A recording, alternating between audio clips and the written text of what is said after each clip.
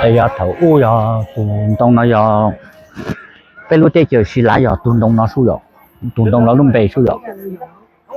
Thôi, con nhớ ông đây đây. Vâng, vâng. Để anh em đang bú đây. Vâng. Nó hỏi con nói chuyện đang. Vâng. Đây ông đứng này. Thế anh bảo à? Đâu? Ông nhìn con nhá. Bắt đầu được nhá. Ông nói về nguồn gốc 1, 2, 3. Vâng. Nguồn gốc cây này là cây xi láng, là trước kia cây này là đối với người Mông mình ấy, bảo là cây xi láng, bây giờ mới thành lập một cái tà xí láng, là cái xã tà xí láng làm gì cái cây này. Đấy là bây giờ là tất cả một mặt là mình sẽ ủng hộ cây này. Ông nói nhá.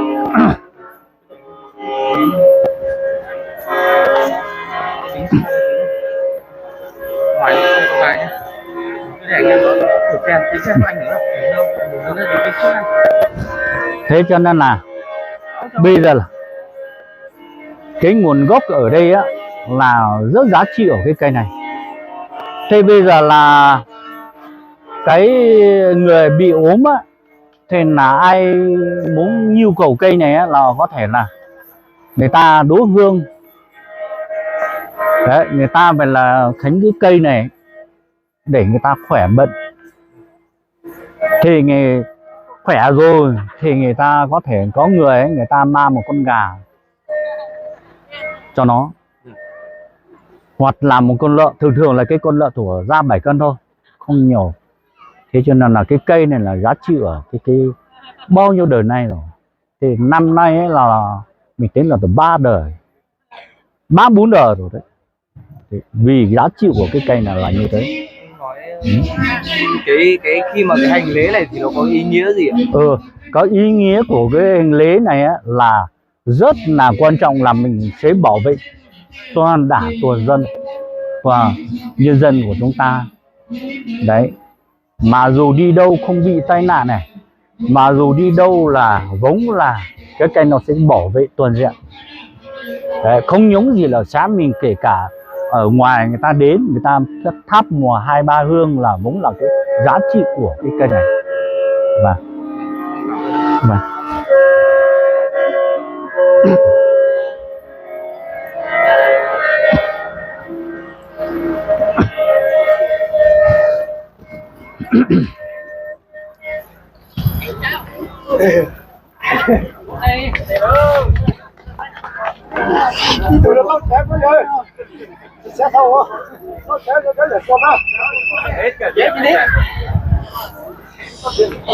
Tối để cho chị cho chị là nam mô cái nhà khóa cho tôi hồ làm việc anh ta yêu ly từ chị nam mô.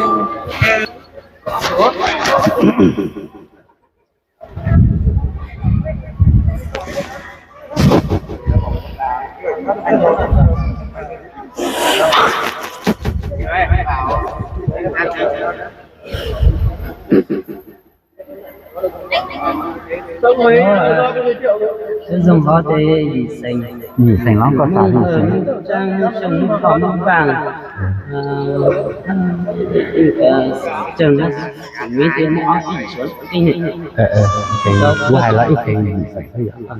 đúng rồi hai mươi chúng ta làm cái gì cho cái như trang có một hơn thì mỏ cái của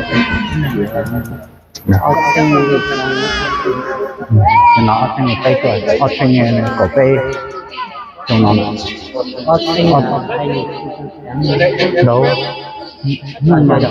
cổ cây không là cổ cây không lành cổ cây.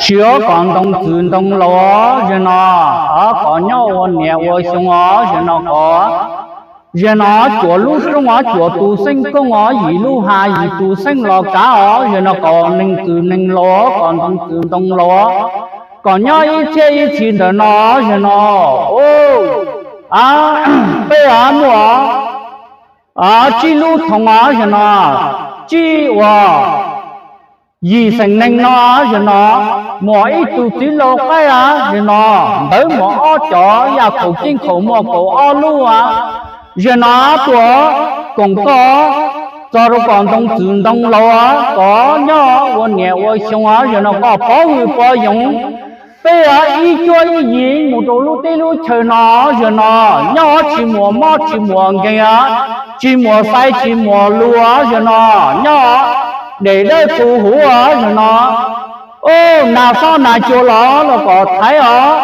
có bao tiền hú nó còn đây cho nó gì về cũng có thứ gì trong nó về thì thứ gì do nó tê lúc tê chờ thì sĩ lá nó tới xí我拿我裸丢都拿都裸，我看我弄了都，管他不接我这就当到我都拿起大东西人家都觉都吐了，不打不背都给了，我拿我吃人家还都讲你自动漏东西trong lâu ta trong chia từตัวเดชนะที่เราใครหมวยตัวว่าเขาคงจะก็ตัวชีก่อนต้องตื่นต้องรอยังคงตู้ใหญ่ลงยังคงตู้ใหญ่ยอตัวชีก่อนต้องตื่นต้องรอหมอรู้ว่าก็โตก็รอที่ฟ้าชียังแต่เนี่ยเสียชาเดอที่เราใครตัวชีชนะก็ไปหลาให้ตู้หลาจงหลาให้ตู้หลายอว่าหลาว่าหลัวตู้โตหลาโตหลัวว่าเขาว่าลงตู้โตเขาโตluôn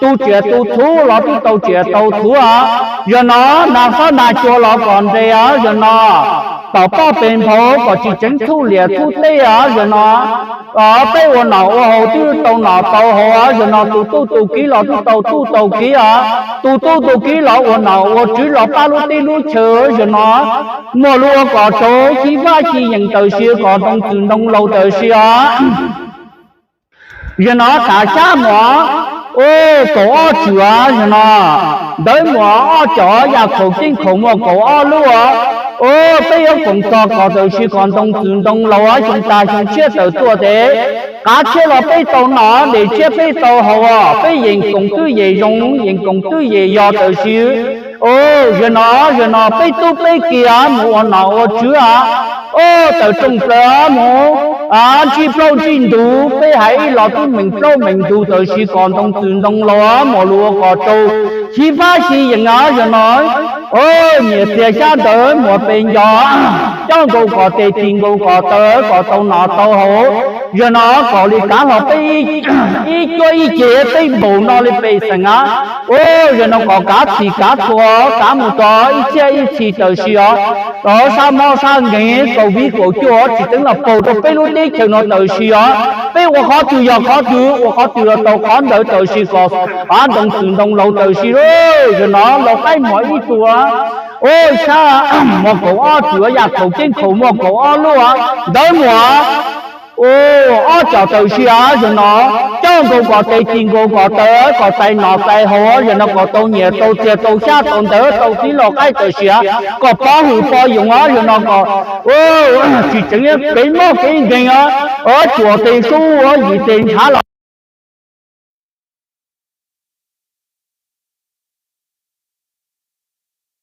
bây giờ mình tôi mình nhỏ trong số bây lúc tết chiều nó tới xưa đa của chế có môn tết rộn đồ to đa của gì có môn tết rộn đồ bề chỉ chế của gì của chế rộn đồ bộ bề và bề chế chỉ chế bầu đồ bây lúc tết chiều nó tới xưa một lúc có chỗ tới xưa có đồng tiền đồng lò rồi nó chỗ lúc trong chỗ tu sinh công gì lúc hà gì tu sinh lò cá rồi bây chỉ cho gì chế sau đó lúc tết chiều nó trong chùa tiền đa thả nhu ta cao làm mình cũng chỉ tan thọ đủ lúc bây lúc chỉ lúc thằng nó vậy qua tôi vậy gió vậy qua tôi vậy dùng từ xíu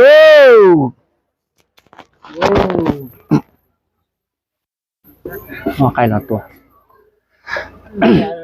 để tháo cái là chụp tháo cho luôn đánh kìa cho luôn là cái cháu rồi đánh từ tránh tổ khai này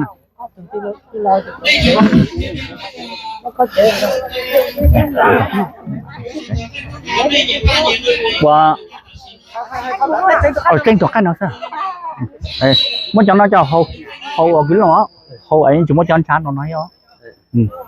Nó luộc lại cái tiết để nhất là cái tiết này. Cái tiết còn lại đi mua rồi. Phải luộc chứ. Nhưng mà để chỗ này sợ nó đổ. Không nhưng mà luộc lên á, luộc chết á. Luộc. Cứ mang sang bên kia để luộc á.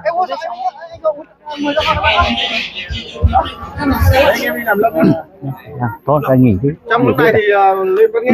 Và thế là tí 9 giờ ăn phải làm tiếp một lần nữa. Không con gà.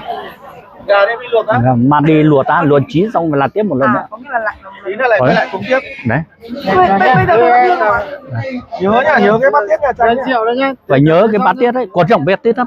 có nghĩa là đứng đây không có canh các tiết ạ. Đấy. Không, tí nữa nhớ là cho vào luộc. Ok, sao vậy? Bà bạn. Lạnh.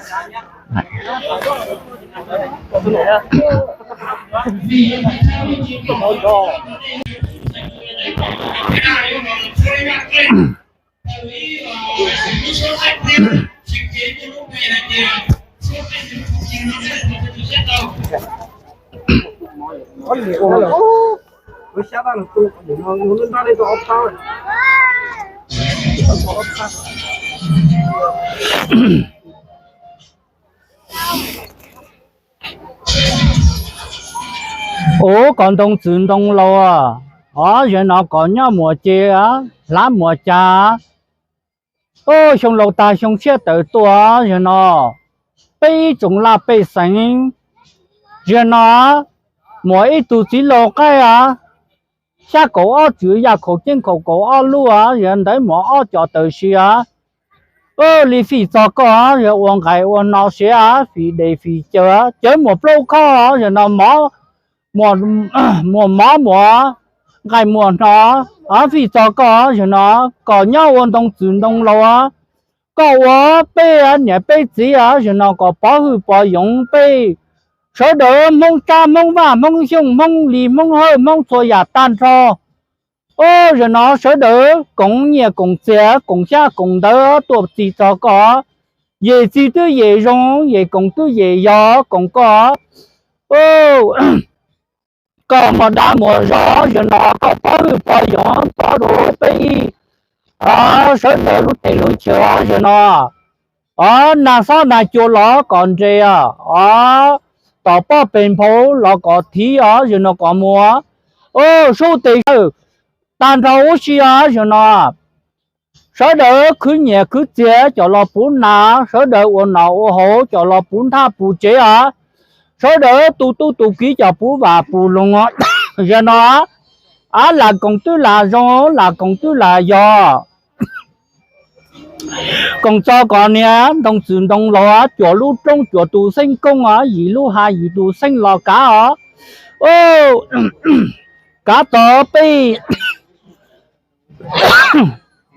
lưu dậy lưu gió rồi nó tới chợ tiền đà trong chỗ cá nhua tao sẽ làm mình sẽ đỡ nhau để đây số hữu rồi nó là ô tư là to là ô tư là gió rồi nó ô có ô lòng ô trời tư tồn tàu ô tàu nó chỉ ta tới xí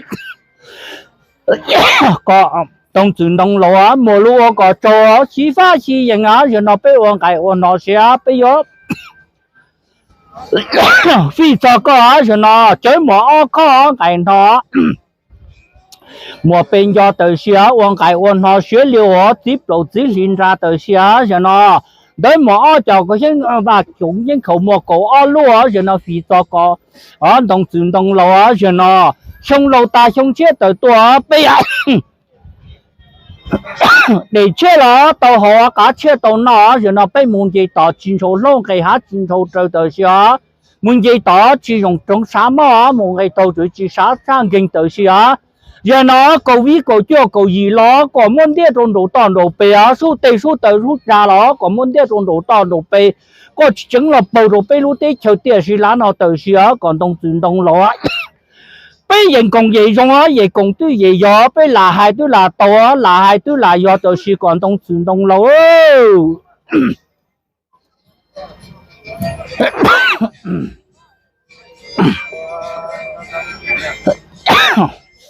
xóa có giờ nó có tàu nọ tàu hóa có xí pha xí gì nó giờ nó có tây lúa tây luôn thế tây na tuần tây luôn xí tới xóa tàu nọ tàu hóa có tàu xí tàu dùng ó giờ nó bé vào ngày ôn họ xóa ô xa một cổ ó chủ nhà khẩu trên khẩu một cổ ó lú ó giờ nó li phí cho có tới xóa có tàu nọ tàu hóa giờ nó có bảo hư bảo dùng ó giờ nó bé à ô chỉ lúc thằng nó giờ nó sợ đỡ dân công tư vậy trong nó vậy công tư vậy do tự xíu là hai thứ là to phòng plau phòng đủ bé hai ít lọ tư mình tàn họ chỉnh plau đủ tự xíu giờ nó tao cái của yên của chợ có muốn đi trồng đủ tao đủ bé chỉ chỉnh bé lúc tết cho nó mua nên của yên của chợ tự xíu giờ nó cái mò cái kinh lo có muốn đi xíu cái cam mò cái kinh có muốn đi xóa giờ nó có tao nó tao hồ tao xí tao dùng té giờ nó bé tuổi công cho có là công tư là to là công tư là do tới xưa có đông chuyển đông lúa rồi nó có nhau mùa chia có lá mùa cha tới xưa phòng có món đồ qua trong lâu ta trong chia tới tua thế rồi nó có nhau rô lì xe rồi nó có nhau rô lì xe rồi nó có trong tàn tàu bay lúa tết chờ tiền xí lá nó tới xưa là ô tư là tàu là ô tư là gió bay tụ kia một cái chơi cần chế là ô nào ô chú tới xưa vậy cầu tôi vậy rong vậy cầu tôi vậy do từ xưa có trong chuyện trong lo mọi lúa có trâu từ xưa kênh này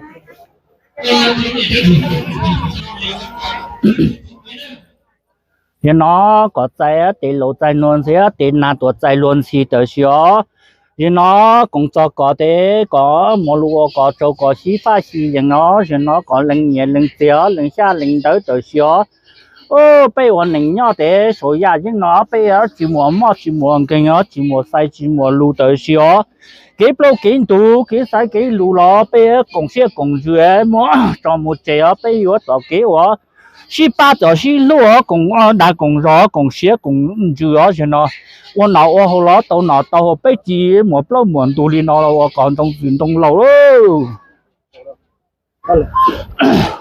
架車嗎？Nhớ cầu mà cầu. Xong rồi à? Lúa với nhau này thế nhờ?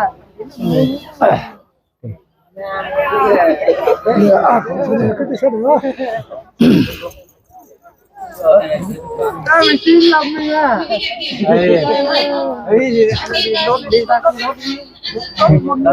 Thì bây giờ tất cả là anh là ai thích đốt đốt thôi mà bọn nó sẽ ủng hộ toàn diện thôi. Hả? Cho thả lì lại, tăng đâu hú gì lại.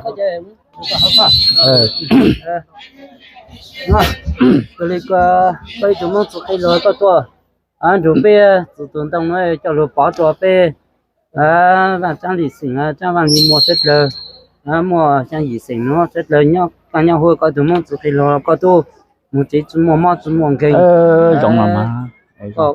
Chờ rồi tôi tông tao tuần tông nó như cán cho bê set lờ, cho công sự nó ít hạt, tôi nông họ bê set nó chúng mua tu, lý tế mua giống mà, lý tế.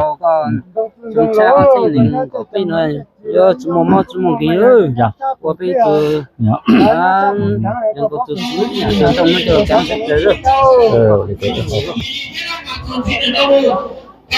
nó nói lý tế này cháu cứ ở này vào công sự lo tụi lo hay lo tụi yom luôn á tụi hậu dâu hay lo tụi lo yếu ấy này của họ tụi lo họ tụi tàn học bé chơi chơi tàn học bé cho món nó cần đâu cần đấy lo tụi trong họ cần chơi lo tụi yếu này là hai tụi là yếu là hai tụi là to trong chiếc ta này mua nhiều mua dễ mua xa mua mua ông mua lồng mua bò là tụi yếu cho lo cũng này nữa nó cầu hiện chắc lên từ nhà khánh này cha lo cứ lo khánh nữa khánh à tuần tuần nó bảo hiểm này nữa xong lâu ta xong che cá che là tàu nó để che là tàu hầu ơi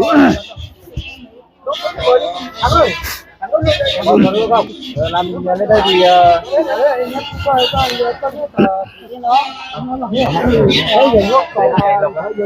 đỡ thôi thì nên có sao nhỉ? Vâng. Làm một tí lý với cây được rồi. Cứ thế mà đốt thôi. cứ đốt là ai muốn khính là khính thoải mái mà. Có cái gì bây giờ này ấy. Có thì bà chú sao phải đưa lên cho các cô anh em con ra. Rồi. Cô sao là sẽ bảo vệ. Ui dồi. Rồi nè, lâu lắm rồi. Chú lúc nào cũng trẻ. Già lắm rồi. Và thế là đó. Em Ở dưới ấy đi. nhá. Vâng. Có qua cái chuyện học vậy. Nhiều nhá. Cái được mà.